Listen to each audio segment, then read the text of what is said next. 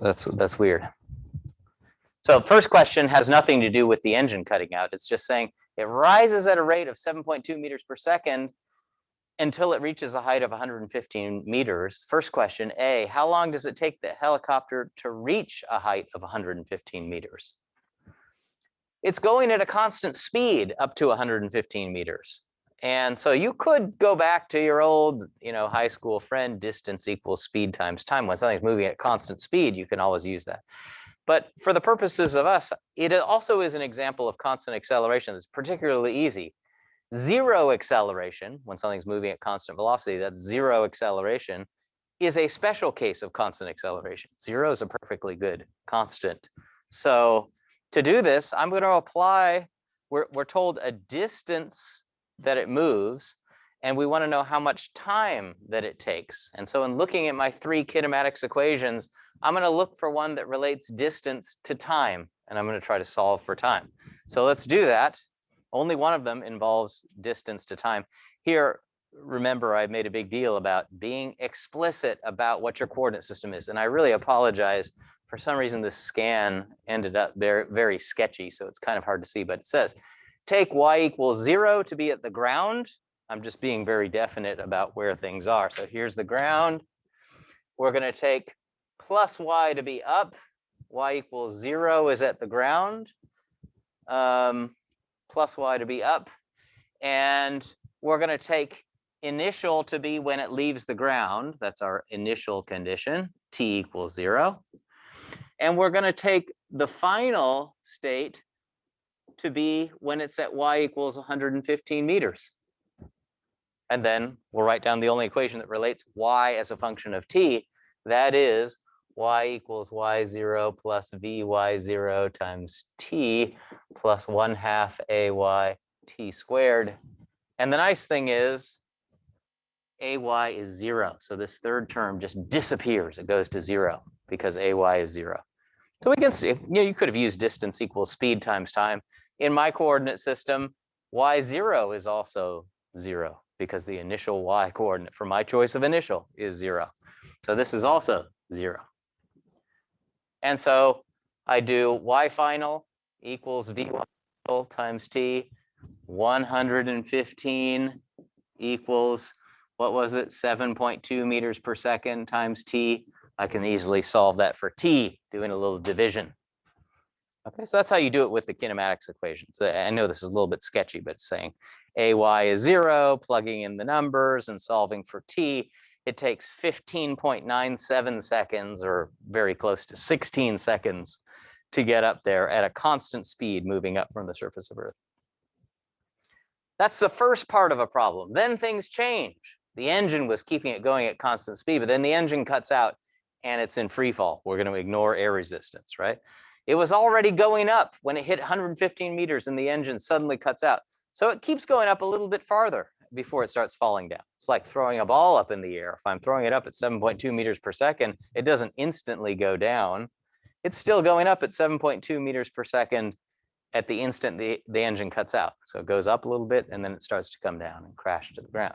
So question here is, how long after the engine cuts out does it take the helicopter to crash to the ground?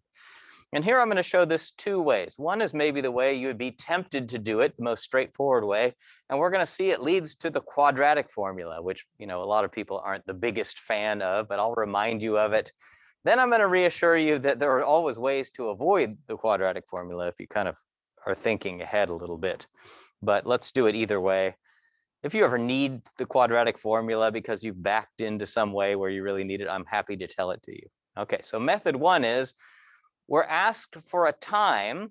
I'm going to, I didn't write down on this solution what I'm assuming for initial and final, but in this new period, the acceleration isn't the same anymore. The acceleration was 0 before as it went up at constant speed. Now it's accelerating in the negative y direction at 9.8 meters per second squared. So it's a different period of constant acceleration. I'm going to take my initial to be right when it first passes 115 meters and the engine cuts out. And my final is going to be when it's back down at the ground.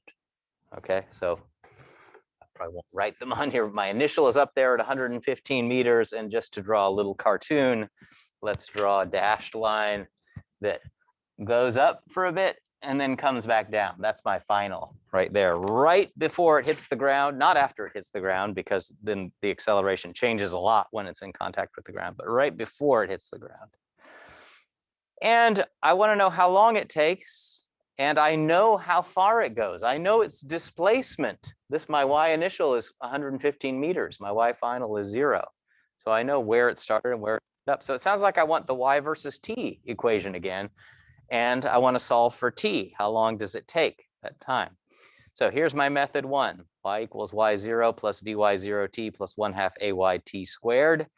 And I'm plugging in what I know. Y final in this case is 0.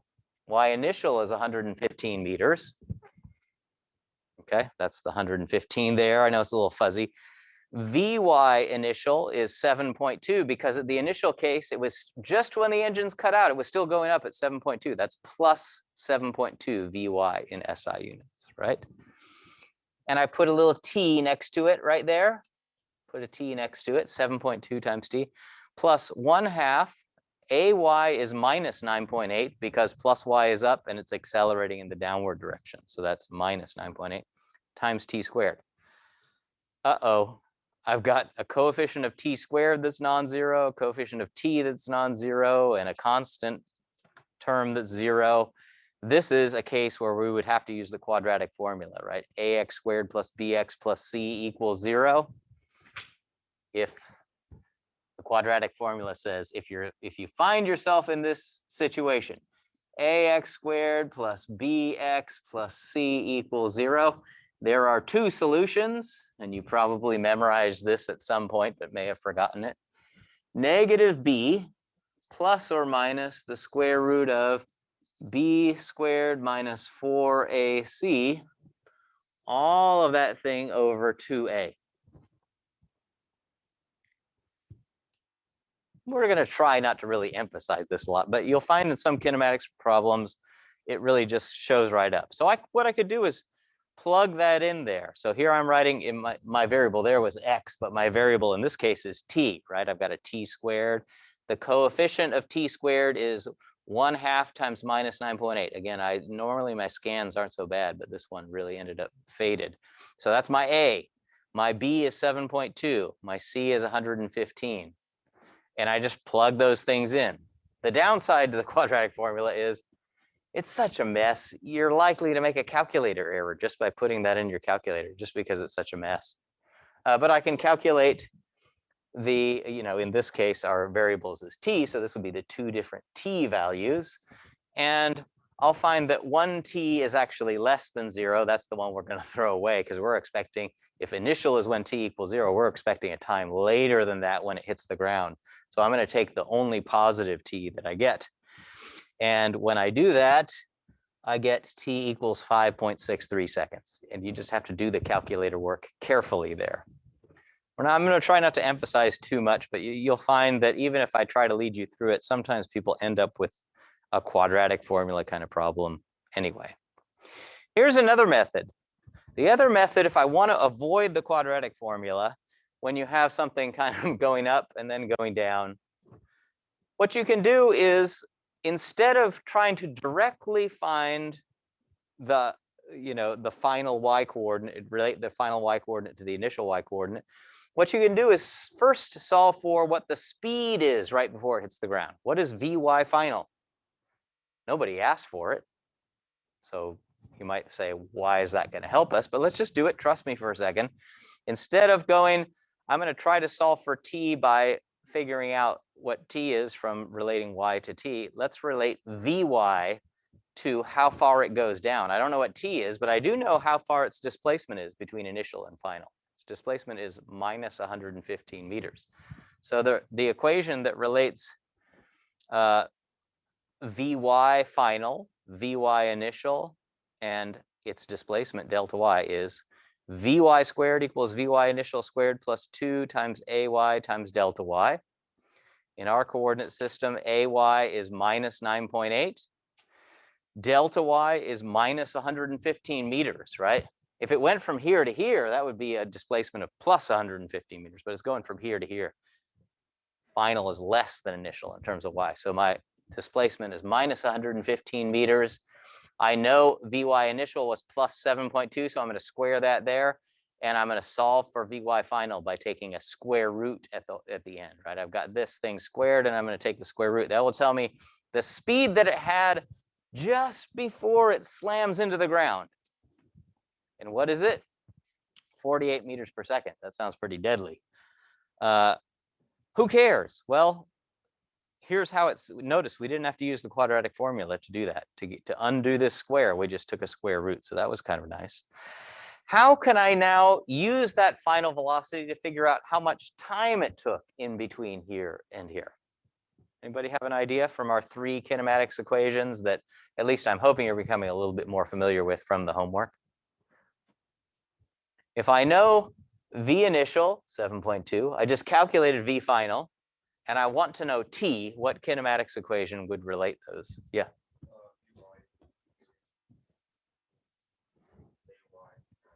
Right, Vy final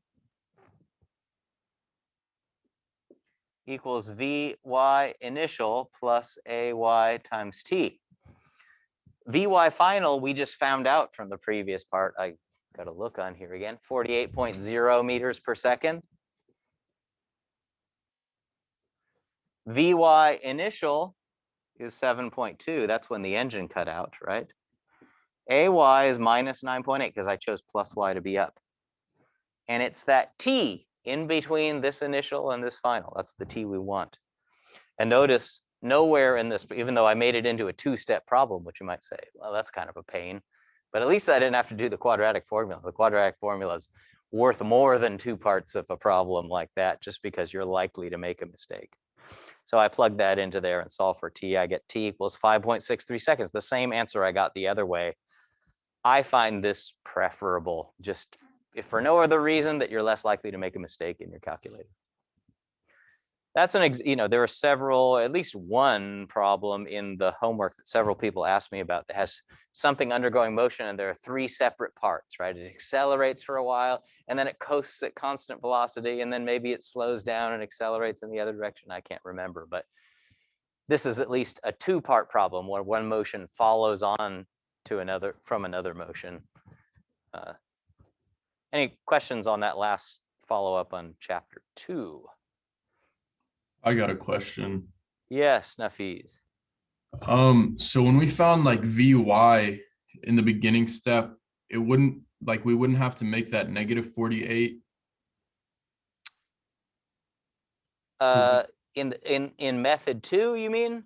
Yeah, when in our first equation, when we find Vy, we keep it plus 48 meters per Yes. second. Yes.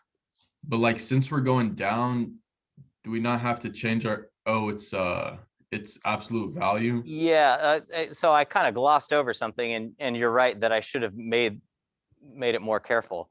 When you undo a square, you have to put a plus or minus the square root on the other side, right? When I have x squared equals something, I solve x equals plus or minus the square root. So I know that my Vy here, I kind of ignored the problem because I said, well, we're getting the magnitude of Vy's, throw away the minus sign. But Vy itself is plus or minus 48 meters per second. And at that point, you can just say, well, look, I chose plus y is up, and I know it's going down when it hits the ground. So it's the minus 1 I'm looking for. Vy is minus 48. And that's why there's a minus sign over here. I should have emphasized that for sure. Nafiz, is that enough for you? Yeah, that clears it up. All right, thanks. Not sure why the speakers in the room here are never working. I put in an ITS request for it, but they said when they came in, the room speakers were on, but I can't seem to get them working. But luckily, I can hear you if nobody else can. All right, let me X out of here, and let's go into chapter 3, which is still sort of review stuff. Oh, okay. This is in here. All right. Let me see if I can get my slideshow stuff working, hopefully. Current slide. Okay, great. Great. Okay, let's do sort of a high-level review. And what I'm going to do is actually pass out a different worksheet. If you dutifully watched the videos, you did some problems along with the worksheet. We're going to do some similar but kind of different not exactly the same problems in here, and I'll pass this out when we get to it. So the idea is we're doing a little mathematical aside, as you found out. We're going to remind ourselves. My high-tech things are failing here. All right. Back up there. Make sure this is working. We're going to start out reminding ourselves of properties of right triangles, and then talk about the concept of a vector versus a scalar. And then our goal for, at least part of today, and this will be into Friday, is figuring out how to generalize the idea of position, velocity, and acceleration to 2 dimensions and 3 dimensions. We've just been stuck for motion in 1 dimension, but now we're going to allow things to move in 2 dimensions or even in 3 dimensions. Mostly it'll be 2 dimensions. Okay, so we're still in the middle of a discussion that generically is called kinematics. Kinematics means describing motion without knowing why the motion is that way. In other words, we're going to specialize to a lot of constant acceleration motion, just like we did in 1 dimension. When we do that, we say we're doing constant acceleration kinematics, as opposed to later on, we'll be discussing forces that cause motion. That's called dynamics. So this is just the kind of beginning stuff. Okay, so if you watch the videos, you saw some discussion of describing a point in the XY plane, and there are 2 ways to describe it. One is by giving its XY coordinates. Everybody knows that, the meaning of X and Y, this distance is the X coordinate, this distance is the Y coordinate. But it's also often quite convenient to describe a point in the XY plane. Instead of giving X and Y, we could give its distance from the origin, that's called R, and the angle up from the plus X direction, that's called theta in what's called polar coordinates. If the point were over here, theta would be bigger than 90 degrees, right? Well, you always measure back to that plus X direction if the point were sitting over there. So it can be any number between 0 and 360 degrees. If you give a negative value of theta, by convention, that means you're measuring down in this direction. So, negative 30 degrees would be an angle kind of down there. That's equivalent to an angle that's almost 360 degrees. And the question was, well, if somebody gives you X and Y, how do you calculate R and theta? Or if somebody gives you R and theta, how do you calculate X and Y? And the relationships, well, if somebody gives you X and Y and you want to calculate R, that's easy. That's just the Pythagorean theorem for this right triangle, right? I can calculate the hypotenuse from the Pythagorean theorem. To get theta, I need to use our friend SOHCAHTOA from high school, or I even introduced a different kind of way to think about it that will end up being a little bit more efficient if you learn it. But plenty of people go through the course using SOHCAHTOA because it's so familiar to them. Keep losing my whiteboard markers. So I'm not going to write down the abbreviation again, but SOH in at least in the US, we say that sine is opposite over hypotenuse. SOH, sine of this angle, opposite is Y, hypotenuse is R. So sine of theta is Y over R. Cosine, that's the CAH. Cosine is adjacent over hypotenuse, and tangent is opposite over adjacent. Okay, we can solve those for theta. So what this is telling me is, if somebody gives me X and Y, I could solve for R. And if I already know R, then I could certainly solve for theta too. So if you give me X and Y, I could solve for theta using any one of those 3 relationships. Okay, and it's the same way backwards too. If somebody gives me R and theta, we can solve for X and Y by solving these equations, right? If I just multiply up the R on the left-hand side, this would tell me X is R cosine theta, Y is R sine theta. So I could go back and forth as I please there. Okay, let's try a problem here. What I'm going to do is remind you of a technique that I showed you in the video, and then I'm going to let you do the second one by yourself. Just pass these straight back.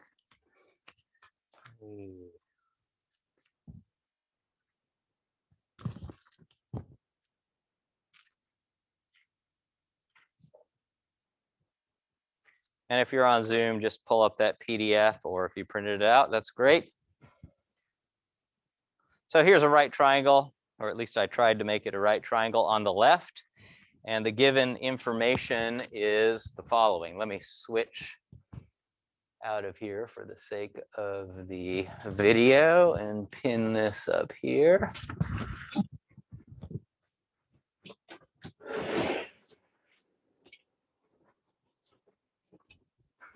Okay. So the right triangle we're looking at is sort of at a weird angle like this. And the reason I drew it as at a weird angle is you'll find that often in physics problems, things aren't lined up neatly like you like to draw them in the XY axis. So here's an angle. This particular angle is 49 degrees in this problem. This hypotenuse, so this is the right angle here. This is the hypotenuse. It's of length 4 meters. And we're supposed to find the length of side A, which is this one here. And well, I could use SOHCAHTOA, but I'm going to show you a slightly different way to do it that gets you there right away. I want to, I'm looking for a distance over here, and I'm starting with the hypotenuse. And I usually think of it this way. Starting with the hypotenuse, I want to get to this side, and I need to do something to the hypotenuse to get to that side. What I need to do is I pivot this way. And, I have 2 ways to pivot. To this side, I would be pivoting through the angle we know. And I kind of like pivoting through the angle we know because it feels like I'm pivoting on the thing that's drawn there. I don't so much like pivoting across the angle. And for some illogical reason, I like the cosine better than the sine, just because on our good old XY axes, the cosine was X and the sine was Y. So the sine was a little bit less good that way. So I don't like going across the angle. I like going through it. I start with a 4. I multiply by the sine when I go across the angle, because I don't like going across the angle and I don't really like the sine. If I wanted to get to this side, I would do 4 meters times the cosine of 49 degrees. So this side over here is 4 meters times the sine of 49 degrees. And if you throw that in your calculator, you get, where is my cell? There it is. Throw it in your calculator, you get something about 3.02 meters. Makes sense. It's a little bit less than 4. If you like, you can do it that way. I will say that a few more times in the course of problem solving, but if you want to stick to SOHCAHTOA, you could have said, sine of this angle is opposite over hypotenuse, and I want that opposite. So then you have to solve after that. The way I'm doing it, you don't have to solve anything. It just writes down what the answer is automatically. So you save one little step, but if you're doing this 100 times, it actually saves quite a bit of work. And mentally, it makes things seem easier rather than having to always, I got to bring this up from the denominator. So try the one on the right. See if you can figure out what the side A is.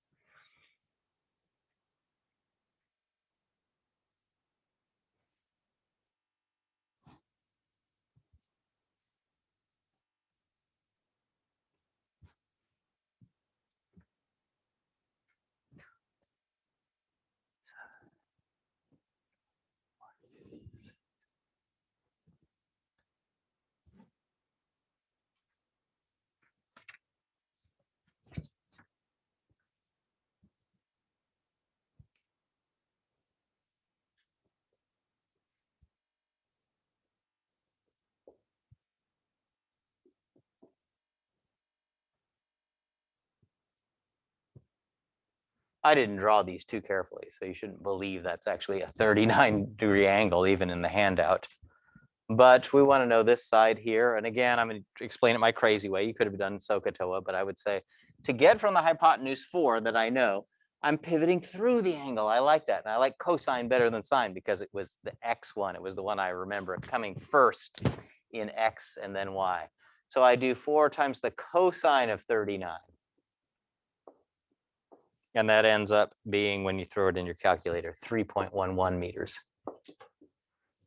Okay, I just wanted to mention that because it's a little bit of a time saver. Sometimes Physics 110 students are, that's great, I love it. And some people just stick to SOHCAHTOA.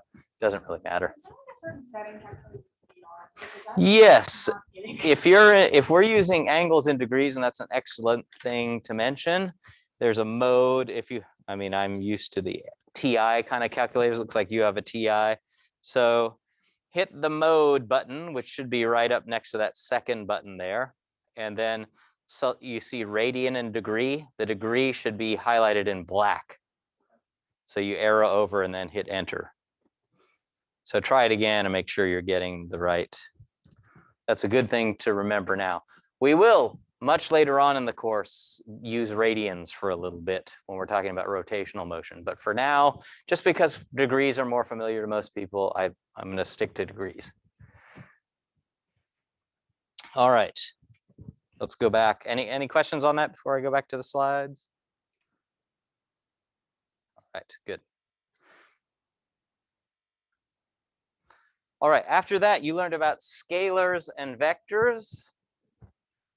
Okay. The motivation was we're going to try to describe the location or position of an object in 2 dimensions or 3 dimensions. And I could use XYZ coordinates, we know from our work in mathematics classes, but we also want to describe velocity and acceleration. It's not as clear how to do those using coordinates. It turns out there's a way you could do it, but instead, the easiest way to define all of these things that are essentially 2 or 3 dimensional object is using what's called vectors. The idea is a vector is something that not only has an answer to the question, how big is it, but also which direction it's going, right? So I could say if a fly at some instant in time is going at 3 meters per second in that direction, the 3 meters per second is the how big is it, right? How fast it's moving. And that direction is the direction, okay? And so vectors are things like velocity, acceleration will also be a vector. Forces, right? Just using your intuitive idea of a force. I'm pushing with so many pounds of force in that direction. We'll use SI units of newtons later on. So that's a vector. A vector is something that has a magnitude or direction, nothing else. We don't care where I'm pushing with the force. This is the same vector if I'm pushing with a 1 pound force here. If I'm pushing in the same direction with a 1 pound force here, we would say they're exactly the same vector, even though I'm pushing somewhere else in space. And a fly moving at 3 meters per second here is the same velocity as a fly moving at 3 meters per second. Same bearing, same direction relative to the X, Y, and Z axes, say. Oh, something happened with my notation on here. That often happens when you switch computers. These are supposed to be little arrows over this. How do we denote something that is a vector? A displacement's a vector, right? I would say if an ant is walking on the board and it starts out at t equals 0 here, and at some later time it's over there, right? And then it followed some weird path and it ended up there. Its displacement would be how far and in which direction did it move between those 2 times? So we would say, it moved by that much in that direction. That's a vector. We're going to denote vectors. Pay no attention to this slide. You don't put a little V over it, as you know from the reading and the slides you looked at before. That's a little mini arrow that's supposed to be over the top. So forces are vectors, displacements are vectors, velocity and acceleration will be vectors. Things that aren't vectors, we usually call scalars, and they're things that don't have directions. A volume doesn't have a direction. If I say this balloon has a liter of air in it, there's no direction to the liter. Or it's 32 degrees in here. There's no direction to a temperature like that. Okay, so a scalar is more or less a real number. It could have units with it, just like a temperature has some units with it, but it doesn't have a direction. So everywhere it looks like when you see these little V's, those are supposed to be arrows over the top. Sorry about that, it just didn't translate well onto this computer here. So for a vector displacement, if an ant starts out on the x-axis at time t1 over here, somewhere up on the x-axis, and then it wanders down to a lower value, it makes sense to draw its displacement vector in 1 dimension as an arrow starting at the initial position and going to the final position. So that's how we'll represent a displacement vector. So that translates nicely into 2-dimensional motion. My ant that walked around, on some weird path through the XY plane, it was over there at T1. Lost contact with this again. It was over here at time T1, then it moved around and it ended up at T2 at time T2 at this later position. The displacement, we're just going to draw an arrow from the initial position to the final position. We don't care how it got there. For displacement, it's just where you started and where you ended up. We don't care what you did in the middle. So one way to specify a vector is to draw an arrow. That's an example there. You can imagine the arrow for velocity, right? If we're representing it's going at 3 meters per second in that direction, or if it's in the board, I would draw it in the plane of the board. A second way to represent a vector is to give components of the vector. In order to give components, you got to have axes around. So here's my vector in 2 dimensions. I put it in some x and y axes, right, marked in meters. And I said, okay, at t1, it was at coordinates 1, 1. And at t2, it was at coordinates 4, 2. And then the components of this vector, which are perfectly good for determining the vector, tell us when you start at the tail, how far do you go along x? That's the x component. And how far do you go along y? That's the y component. With the caveat that if you go in the negative x direction, we're going to put a minus sign in front of the x component. And if you go in the minus y direction, we put a minus sign in front of that. It's a negative y component. So we're going to denote the components by, the vector here I labeled as a d with an arrow over the top of it, and its x and y components are d with a subscript x and d with a subscript y. So in this case, the x component is 3 meters because in starting at the tail, I go plus 3 meters along x to get to the tip, and then I go plus 1 unit along y to get to the tip. So dx is 3 meters, dy is 1 meter. Again, if we'll see examples later on where dx or dy or dy might be negative. Okay, here's an example that I think was in the videos that you watched. So here are some vectors.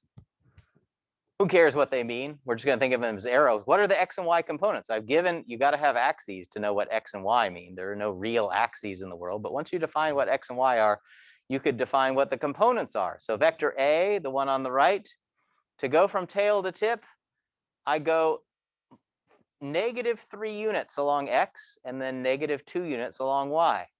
So the x component of A is -3, the y component of A is -2. Notice that this is an alternate way to specify the components. I could have said ax equals -3, ay equals -2, but sometimes I'll just put a colon and then put the x coordinate first and the y coordinate second if we all know what they mean. Same thing for B. Starting at the tail, you all start at the tail, going to the tip, first along x, I go plus 1 unit along x, -2 units along y. So the components are 1 and -2, x and y components. You could write those as bx equals and by equals. Any questions on those? We'll practice with them in just a second. I think, oh, here's a problem 2a coming up right now. So let's try just the very first part A of problem 2. We'll do the other ones shortly, soon enough. So there are some vectors drawn there, just like the ones I had up here. They're in the middle of x, y axes. Give the x and y components of vectors c and d. In other words, give cx, cy, dx, and dy.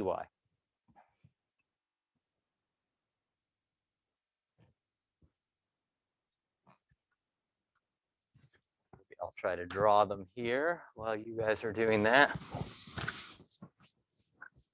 These should be, well, if you know how to think about it, they're almost instant. There's no calculation to be done. You're just looking at the figure and writing them down. But the point is to make sure that everybody's in the same place here. Some of you might have seen this before in a math class and some not.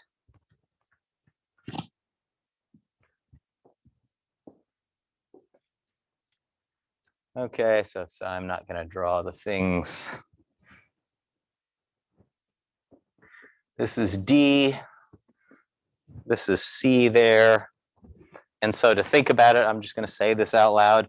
In going from the tail to the tip, I go -2 along the x direction and then -1 along the y direction. So it looks like Cx is -2, Cy is -1 in that case, right? You see I'm going down in both coordinates there. Whereas for D, again, you have to look at the grid on here. For D, if I first go along x, I'm going in the plus x direction by 2. And then I'm going in the minus y direction by 3. So dy is -3. I'm not putting units on there, but if there were some units, this were a velocity, then it would have units of maybe meters per second or something like that for each one of those components. Any questions on that? Yeah.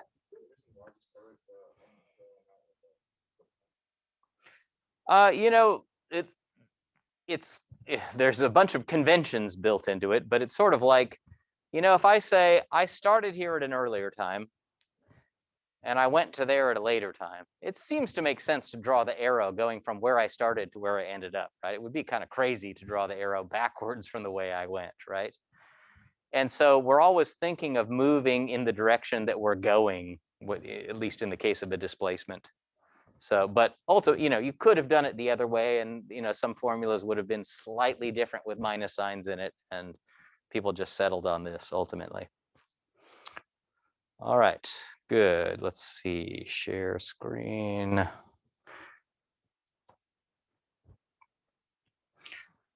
Here's another, this is kind of a challenging problem here.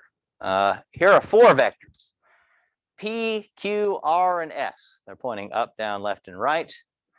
And in this case, the X and Y axes shown on that ramp there, and we're going to be doing this stuff all the time. So you can't get away with always thinking of X and Y have to be horizontal and vertical. You'll find out that'll make your life miserable because the algebra involved in certain things will be so much worse. So in this case, when things are sliding down planes like this, and we're going to be doing this a lot, we need to sort of, take something like vector R here and figure out, to go from the tail of R to the tip of R, how far do I go along X? Now, when I'm going along X, I'm going in this direction, right? That's the X direction that I'm moving along there. And when I'm going along Y, I'm sort of going along this direction, right? I have to go parallel to Y. So what I suggested in the videos when you're doing this, that you redraw R over here with its tail going down from there. Still has the same length. Each of, we're told up here, it has length 4 units.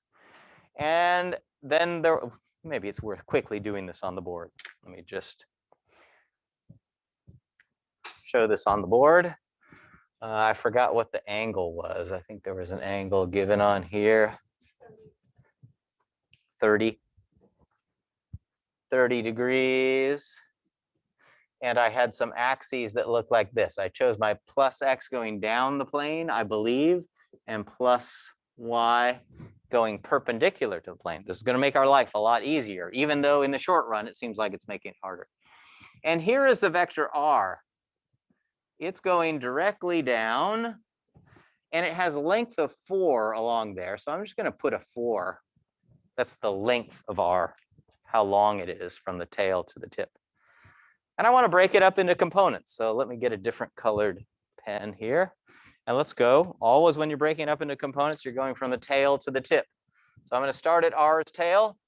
And I'm first going to go, starting at the tail, head along plus X until I'm just at the position where I could then go along the Y direction and end up exactly at the tip. So let's go along X first. That's along here. And then going parallel to Y, it looks like I would sort of go along there. And notice that in doing that, combining with the 4, I've drawn a little right triangle so I can use some of my SOHCAHTOA or my other goofy method of doing things. I know the hypotenuse of a right triangle. It's length 4. And what I want to know is how far I go along X and how far I go along Y. Those are the other 2 sides of the right triangle. So I could use some trigonometry to do that, right? If I only knew an angle in this triangle. And I do know an angle over here. It's not my triangle. Anybody know how to figure out which angle is 30 degrees in this triangle? Other than just by guessing that it's the smaller of the 2, not 90 degrees ones. Because if it's 43 degrees, you won't be able to tell by looking, right? One way to do it is to say, well, hey, this Y is supposed to be perpendicular to the surface of the inclined plane. So this is a right angle right here. So there's another right triangle down here. And I could say, if this is 30 degrees, this is 90 degrees. These 3 have to add up to 180 degrees. So this one over here has to be 60 degrees. If that one is 60 degrees, then I get, maybe I'm not doing the easiest way to do this. I'm trying to think if there's an easier way to see here. Probably easier, forget about that. Let me go more a straightforward way. Let's look at this right triangle. There's a right triangle. That angle is 30 degrees, and this one's 90 degrees. This one's got to be 60 degrees to add up to 180 degrees. And if that angle is 60 degrees, isn't this angle also 60 degrees? They're really measuring, those two sides are parallel, so the angle between them is also going to be 60 degrees. So I've got a length 4 here, angle of 60 degrees on this side. If I want to find this side, would I, if I start with the hypotenuse, would I multiply by the cosine or the sine of 60 degrees to get to this x side? Cosine, right? Because I'm going through the angle. So satisfying, right? Pivoting through the angle makes me want to multiply that 4 by a cosine. Similarly, to get to this other side, which is involved with the y component, right? How far we go along the y direction, that side is going to be 4 times the sine of 60 degrees. Okay, and those two numbers I need to get the components. Now, the only thing I need to think about is I found lengths of sides, and I need to think about whether I'm moving along the plus x or the minus x direction. So if I wanted to say r's x component in going from the tail to the tip and moving along x, I'm going along the plus x direction there. So it should be a positive x component, and its magnitude is 4 cosine 60, whatever that is coming out of your calculator. And for the y component, in going from tail to tip, continuing on to the tip, notice here I'm going in the negative y direction. So the y component is negative, and its magnitude is 4 times the sine of 60 degrees. We just figured out was the length of that side. I know there's a lot there, but we will do this over and over again, and you're going to get used to doing it when we start working with inclined planes. Okay, I think we're supposed to be doing a,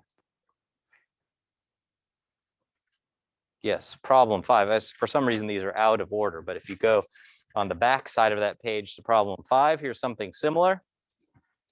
A plane is inclined at 33 degrees, so you can label that little angle theta, the Greek letter theta at the lower right, as 33 degrees if you like on the figure.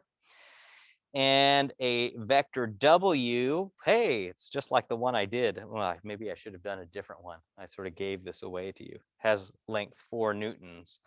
Find the x and y components. Notice the x and y axes are pointing in different directions than the one. So it is a little bit different than the one we just did there. I really should have chosen a different example from those 4 vectors, so it wasn't so close.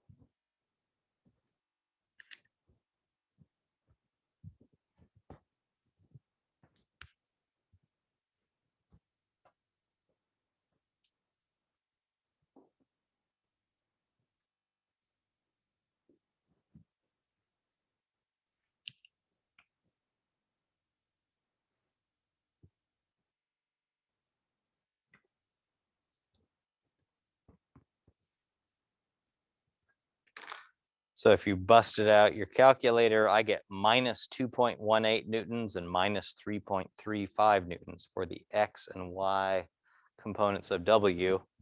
I know I'm rushing through this, but it's supposed to be a little bit of a review of what you already saw in the video. So I'm trying not to dwell on it too much. Once we get through it, I will slow down a little bit. But for us, again, this is a good time to remind us of the definition of components. Start at the tail. First move along x and then move along y, so you end up exactly at the tip. So if I start at the tail and move along x until I can get to the point where I just move along y and end up at the tip, I end up drawing a nice little right triangle there, right? Because I've moved along X and then perpendicularly along Y. So this is a right angle for sure. And I know the hypotenuse. So if I only knew one angle in there, I'd be set. Well, I sort of gave this away before. This is 33 degrees. And therefore, this angle plus this angle have to add up to 90 degrees. If I look at this triangle, the sum of the three angles have to be 180 degrees. And that's definitely also 90 degrees. So these two have to add up to 90 degrees. So that would be 57 degrees. Is that angle in there? And therefore, to get what I want is how far did I move along X? How far do I move along Y? So I'm going to try to find the lengths of those sides. Now I'm just going into trigonometry mode. 4 times the cosine of 57, because I'm pivoting through, and I like cosine, I like pivoting through. 4 cosine 57, 4 sine 57, because that case I'm pivoting across the angle. Right? And then the only thing left to get, this vector was, its name was W, to get its X and its Y components. Now we just need the signs, right? So in going from the tail to the tip, I went along the negative X by that far, minus 4 cosine 57. And then I went along the negative Y. So that one's also negative, 4 sine of 57 degrees. Those things, oh, and I'm sorry for you folks at home. I keep forgetting to click and unclick the share. Of course, people at home can always pin my video, so they're seeing it, I think, but it's nice for if you watch the video of the class later on that you can see the big version of it. Minus 2.18, minus 3.35 were the answers to this. I'll post these on the website, so you'll be able to look at them later on if you want. Questions on that? Yeah. They're both negative because in going from the tail of the vector in question to the tip, I went first along negative X, right? This is positive X, negative X, and negative Y. I switched the axes compared to the example I had just done before. So the X was pointing up the plane there. All right.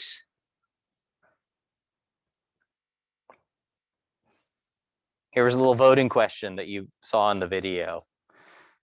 Without taking out your calculator, which of these is the only possible correct answer for the X and Y components of this? And so I look and I say, well, look, the X component's negative. I'm going in the negative X direction. Y component's positive. That narrows it down to 2 of them. And the Y component is bigger than the X component. I can see that just from the figure. And this is the only one that satisfies that. Just to develop your intuition a little bit on that. Okay, so back to our discussion here. We said we can specify a vector somewhat imprecisely, but visually with an arrow. We could specify it precisely with X and Y components, but we could also, we know from our discussion at the beginning of today, specify it by, instead of giving how far you go along X and how far you go along Y, you could say, well, how far is it just from the tail to the tip? We call that the length of the vector, or sometimes the magnitude of the vector.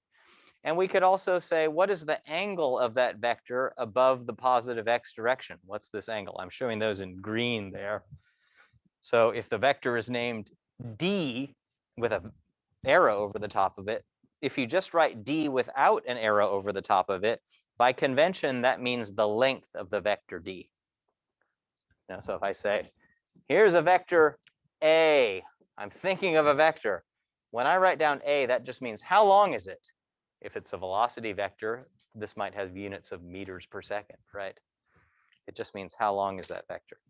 And the angle theta just, as always, means relative to the plus X direction, how far do you go up? Negative angles mean you go down, okay? And yes, nothing new there. So here was something that was discussed, and it's somewhat, the argument was a little bit confusing, but it's something you learned in your trigonometry class and probably promptly forgot. The upshot is here. This is just a summary of the takeaway message. If a vector has components, a vector F has components Fx and Fy, it's always true that if I want to find this angle, so here's a vector, it's pointing up and to the left there in the XY plane. And I want to find that angle relative to the plus x direction. How far do I have to wind around the tail location to get to the vector? What is that angle? It looks like it's a little bit less than 180 degrees, right? It's always true that the tangent of that angle is equal to the y component over the x component. Put in the minus signs and everything. If those components have minus signs, you throw them in there and take the ratio. And then I'm very tempted to just jump to this step. If you didn't pay attention, and most people didn't in trigonometry, I mean, there's a lot of details in there. It's tempting to just say, oh, what do? You just take the arctangent or inverse tangent of both sides, and theta is the inverse tangent of fy over fx. That's not always true. What is true is that there's two cases. It might be true that theta is the inverse tangent of fy over fx if the angle points up and to the right, in other words, positive x, positive y components, or it points down and to the right. In other words, if that angle theta is between minus 90 degrees and 90 degrees, if your vector is pointing up and in that direction, I could just take the inverse tangent. But if it's pointing into the direction of quadrant 2 or quadrant 3, pointing down and to the left or up and to the left, you have to remember to add 180 degrees, or if you're thinking about radians, we'll talk about adding pi. But for right now, let's just stick to 180 degrees. So it's either the inverse tangent or it's the inverse tangent plus 180 degrees. And that's what this next problem has to do with. Problems. We're going back to problem 2 on the front page. So here's D. You found the components of D already in A. Now let's find the magnitude, or that also means the length of D. Those two words mean the same thing. Find the magnitude of D. That'll be in meters because x and y were in meters. And then find the angle relative to the plus x direction. What is that angle that we're expecting for C? I guess I'm switching. B has to do with the vector D, and then in part C, we're talking about the vector C.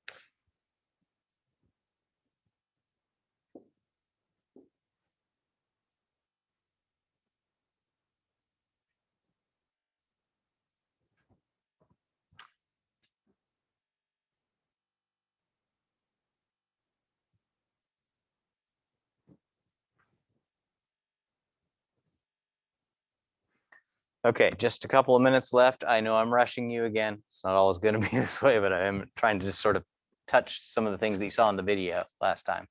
D, I didn't even draw in here, but you know the components of D.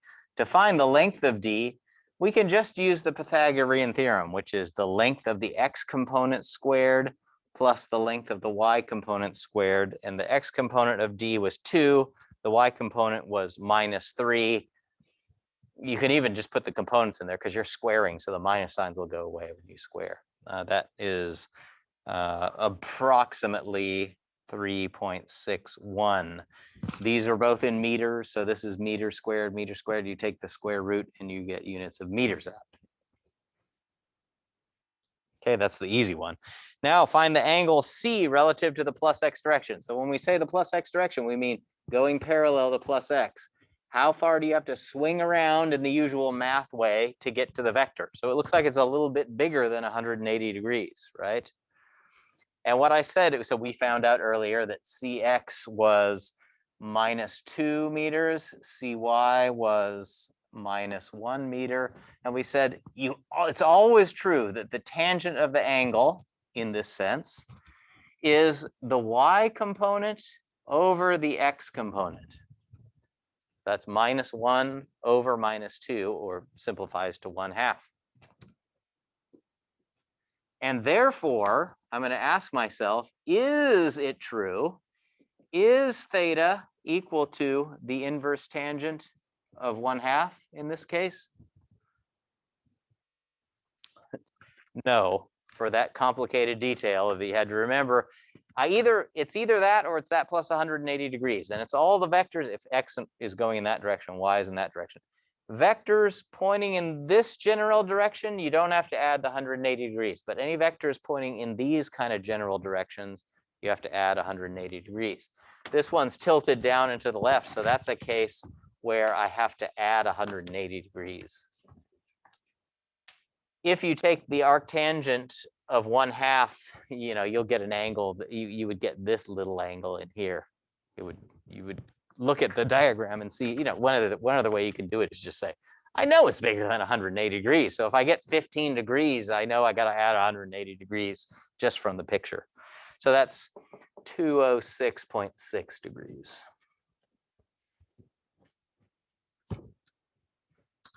Okay. Boy, I was hoping we would get through the review stuff today even, but we're still going to keep going on Friday. It's okay. When weather gets in the way, we'll just adjust how far we get at the end of the course, and that's fine. This isn't a course for physics majors, so, if we don't get into that last chapter, that's fine with me. I'd rather have the fundamentals be cleared up at the beginning of the course.